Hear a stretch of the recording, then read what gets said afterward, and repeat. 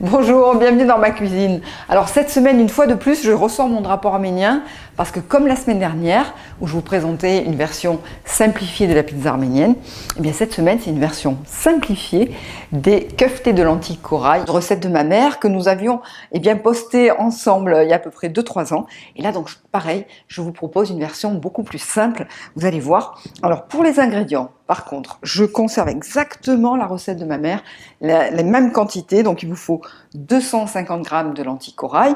En plus, regardez, là j'ai trouvé des lentilles corail de Provence, donc c'est super.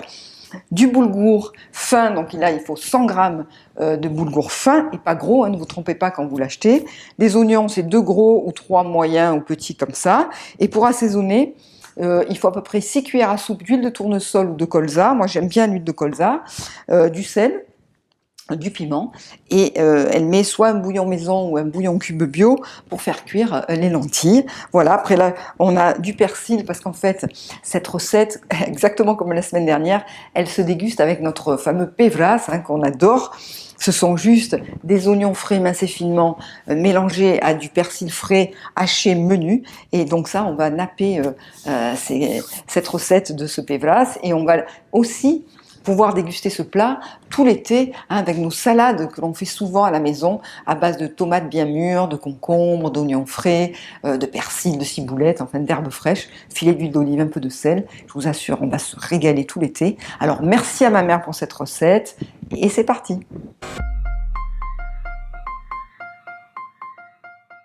Alors pour cette recette, vous avez besoin de 2 récipients, une sauteuse pour cuire les oignons et une casserole pour cuire les lentilles, que vous allez d'abord rincer et recouvrir à hauteur, soit de bouillon maison, soit d'eau avec un bouillon cube. Et pendant que les lentilles commencent à bouillir, on va préparer nos oignons.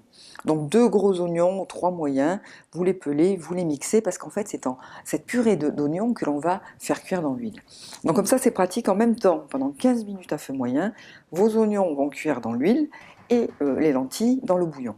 Donc vous n'oubliez pas quand même d'assaisonner les oignons, c'est le moment de mettre du piment selon votre goût et une belle pincée de sel. Voilà pour la première étape de la recette. Deuxième étape, au bout de 15 minutes, vous versez donc vos oignons dans la casserole et vous les incorporez aux lentilles, et c'est reparti pour une deuxième cuisson, toujours 15 minutes et toujours à feu moyen. Par contre là, de temps en temps vous mélangez, hein, pour vérifier que ça n'attrape pas, et vous voyez quand vous avez cette texture un petit peu comme un risotto, hein, la lentille commence à s'écraser, ça devient onctueux, et bien on passe à la troisième et dernière étape de la recette, on rajoute le boulgour fin que vous avez toujours, hein, au préalablement rincé, vous l'incorporez et puis vous laissez cuire. Alors cette fois-ci, vous baissez un petit peu le feu et vous faites cuire juste 5 minutes à couvert. Voilà, c'est le temps qu'il faut pour que le boulgour gonfle et cuise. Et donc là, vous allez obtenir une pâte un petit peu épaisse. Et c'est là que ma mère va laisser refroidir cette pâte. Alors souvent, elle l'a fait la veille pour le lendemain, et qu'elle va confectionner ses keftés. Donc je vous renvoie à la vidéo que j'ai faite avec elle, dans la playlist recette arménienne. Mais pour nous aujourd'hui, on a terminé, hein, on va simplifier la recette, on va juste étaler les lentilles dans un plat pour qu'elles refroidissent plus vite. On prépare comme ça nous laisse le temps de préparer la salade, de préparer le pevras, et puis ensuite, juste au moment de passer à table, je recouvre le plat de pevras, et puis comme ça, on se régale avec cette salade, les deux vont bien ensemble. Et en plus là, on nous annonce des grosses chaleurs de l'été, donc ça c'est vraiment un plat idéal de plein été. Bon appétit!